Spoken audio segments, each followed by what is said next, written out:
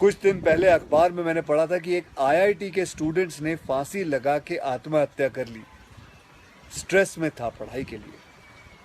उससे कुछ दिन पहले मुंबई मुंबई में एक मैनेजमेंट स्टूडेंट ने एक 5 स्टार होटल के रूम से छलांग लगाकर अपनी जान दे दी। एग्जाम में फेल हो गया था। मैं कहीं यह भी पढ़ रहा था कि करीब 8 लाख लोग हर साल वर्ल्ड में अपनी जान खुद ले लेते हैं और उसमें तकरीबन 1.5 लाख लोग सिर्फ हिंदुस्तान से होते हैं। और यंग लोगों में आत्महत्या के सबसे बड़े कारण जो होती है वो होती है पढ़ाई या फिर रिलेशनशिप का स्ट्रेस। क्यों? तुम्हारी जान एक एग्जाम के मार्कशीट से सस्ती हो गई है? नहीं। ऐसा क्या पढ़ाई कर रहे हो? इससे तो देश के लिए सरहद पे जाके जान लगा दो दाव पे।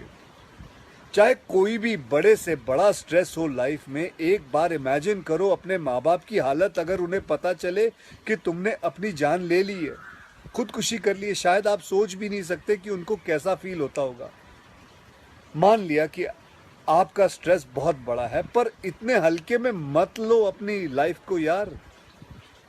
आपको पैदा करने वालों को जिंदगी का सबसे बड़ा दुख दे के मत जाओ। और पेरेंट्स से भी यही कहूँगा, यही पूछना चाहूँगा कि कहाँ गए वो ज़माना, कहाँ गया वो ज़माना जब आप लोग अपने बच्चों के साथ डिनर टेबल पे बैठ के बातें किया करते थे, पूछा करते थे कि कैसा चल रहा है, आपके दोस्त कैसे हैं, पढ़ाई कैसी चल रही है। आज आपका बच्चा आपको अपना स्ट्रेस कैसे बताएगा जब आप भी अपने फ़ोन में आंखें गाड़ के बैठे हो और आपका बच्चा भी फेसबुक पे फ्रेंड्स ढूंढ रहा है।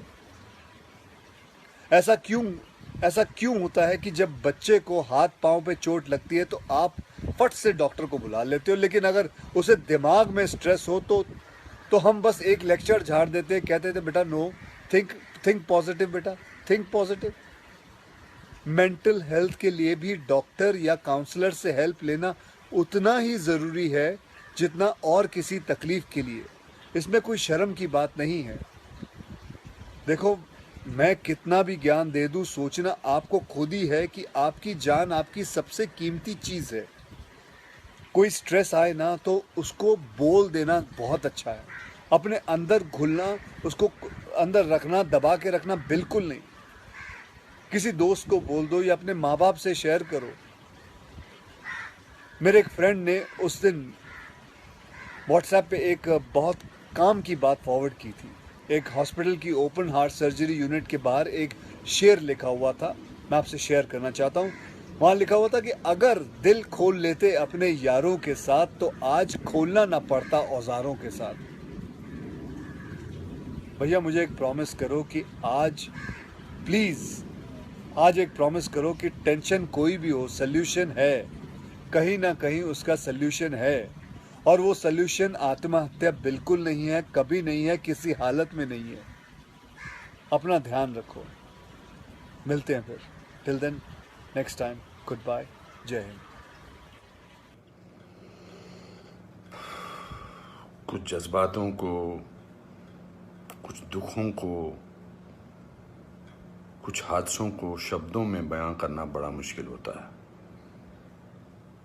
सुशांत सिंह राजपूत के जाने का मुझे जो दुख है उनका, तो मैं, इस खबर ने मेरी आत्मा को ठंडा कर दिया, आत्मा को निचोड़ दिया है।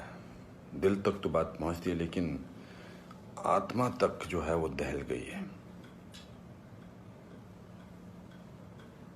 ये वीडियो बनाते वक्त भी सोच रहा हूँ क्या बोलूँ मैं, पर बोलने से कभी कभी, शेयर करने से कभी कभी नहीं, इस खबर पर तो शेयर करने से भी दुख कम नहीं हुआ। मैंने MS Dhoni the untold story में सुशांत के फादर का रोल किया था, और क्योंकि कहानी बाप बेटे की थी और इसलिए रिश्ता भी ऑफ द स्क्रीन बाप बेटे जैसा ही हो गया था। कुछ लोग चले जाते हैं तो उसका सदमा बाद में लगता है, लेकिन वो चले क्यों गए इसका सदमा पहले लगता है।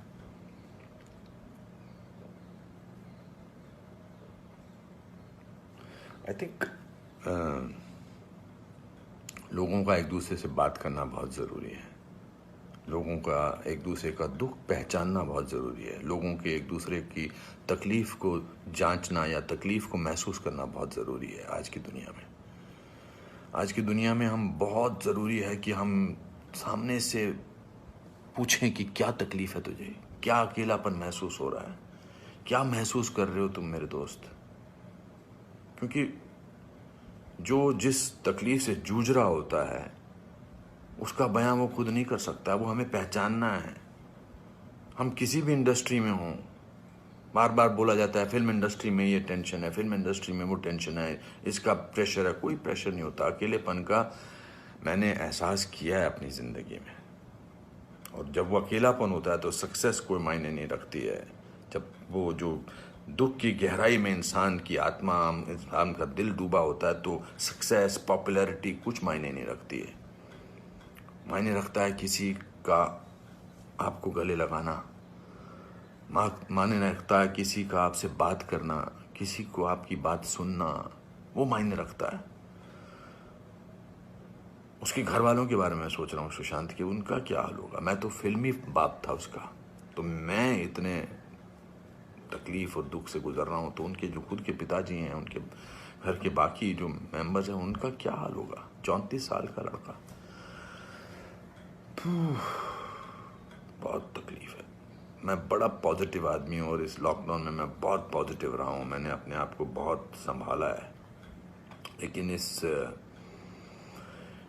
इस खबर ने तो मुझे झकझोर के रख दिया है। बहुत ही was very very positive, very energetic. Anupam ji ऐसे ट्राई करते हैं, अनुपम जी ऐसे ट्राई करते हैं। कभी मैं उसको कहता था यार शांत हो जाए यार प्लीज़। कहता नहीं आपने तो अपना करियर बनाना है, मुझे करना है। He will constantly keep rehearsing scenes with me, will spend time. बहुत ज़्यादा नज़दीक नहीं आ पाया मैं उसके, because the pressure of the shooting was there. We had to finish. We wanted to do that, and I wanted to give him space because he had internalized the role of MS Dhoni. So, but बहुत क्या बेमानी सा लगता है सब कुछ। तो मेरे दोस्तों, एक दूसरे को पहचानो, एक दूसरे का दुख दर्द। ऐसे ही पैंडेमिक ने, ऐसे ही हमारे हालात अजीब से कर रखे हैं। इस पूरे लॉकडाउन ने हमको अकेला कर रखा है। तो इस त्रासदी से, इस घबराहट से हमको समझना चाहिए एक दूसरे का दर्द, एक दूसरे की तकलीफ, एक दूसरे का अकेलापन समझना चाहिए और बढ़ावा देना चाहिए प्यार को, पॉजिटिविटी को, कंपैशन को।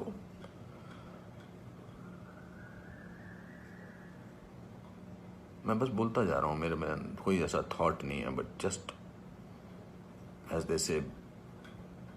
सिकंदर ने बड़ा अच्छा वीडियो बनाया, मैं रोया नहीं था तब तक। उसका वीडियो जो इंस्टाग्राम पे, उसको देख के मैं रोया। उसने कहा कि ह्यूमन बनना बहुत ज़रूरी है, ह्यूमन बनना बहुत ज़रूरी है दोस्तों। बहुत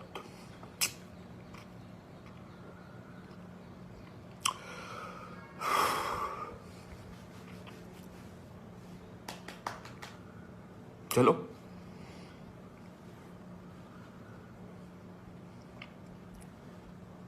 एक दूसरे को प्यार करो दोस्तों, एक दूसरे को समझो, प्यार का हाथ आगे बढ़ाओ दोस्तों, बहुत जरूरी है। वरना हम अकेले हैं, अकेले रह जाएंगे। एक अकेले इंसान को दूसरा अकेला इंसान मिले तो वो अकेला नहीं होता है। प्यार बांटो।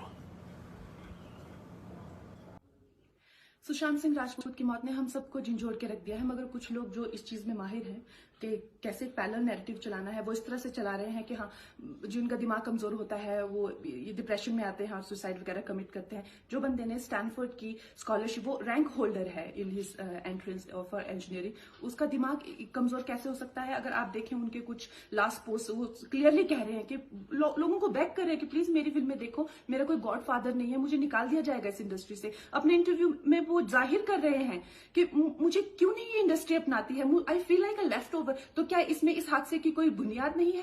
किस तरह से अगर किसी और स्टार किड ने इस तरह से 6-7 के साल के स्पैन में काय पोचे जैसे उनको कोई डेब्यू की कोई एक्नॉलेजमेंट, कोई अवार्ड नहीं मिला, या केदारनाथ या धोनी या छिछोरे जैसी फिल्म, एक गली बॉय जैसी एक वाहियात फिल्म को सारे अवार्ड मिलते हैं। Chhichhore is the best film and the best director, उनकी फिल्म को कोई एक्नॉलेजमेंट नहीं। हमें आपसे कुछ नहीं चाहिए, हमें आपकी फिल्में नहीं चाहिए, लेकिन जो हम खुद करते हैं आप हमारे एक्नॉलेजमेंट क्यों नहीं हमें देते हैं? मुझे इनकी फिल्में, मैं जो खुद फिल्में डायरेक्ट करती हूँ, उनको सुपरहिट फिल्मों को ये फ्लॉप घोषित करते हैं। मुझ पे 6 केसेस क्यों डाले गए, क्यों मुझे जेल में डालने की कोशिश की गई? और मुझे इनके जो चमचे जर्नलिस्ट हैं वो सुशांत जैसे लोगों पे जो ब्लाइंड आइटम्स लिखते हैं कि वो साइकोटिक है, न्यूरोटिक है, एडिक्ट है। संजय दत्त की एडिक्शन तो आपको बहुत क्यूट लगती है। वो लोग मुझे मैसेज करते हैं कि तुम्हारा बहुत डिफिकल्ट टाइम है, तुम ऐसा वैसा स्टेप मत उठा लेना। ऐसा क्यों कहते हैं मुझे? ये क्यों मेरे दिमाग में डालना चाहते हैं कि आप सुसाइड कर लीजिए? तो ये सुसाइड थी कि ये प्लान मर्डर था? लेकिन सुशांत की गलती यही है कि वो उनकी बात मान गया। उन्होंने कहा तुम वर्थलेस हो, वो मान गया। उसने he didn't remember what his mother told him. उन्होंने कहा कि तुम्हारा कुछ नहीं होगा, वो मान गया। वो चाहते ही ये है कि वो इतिहास लिखे और ये लिखे कि सुशांत कमजोर दिमाग का था। वो ये नहीं बताएंगे कि क्या सच्चाई क्या है। तो हमें ये डिसाइड करना है कि who will write the history, we will decide that.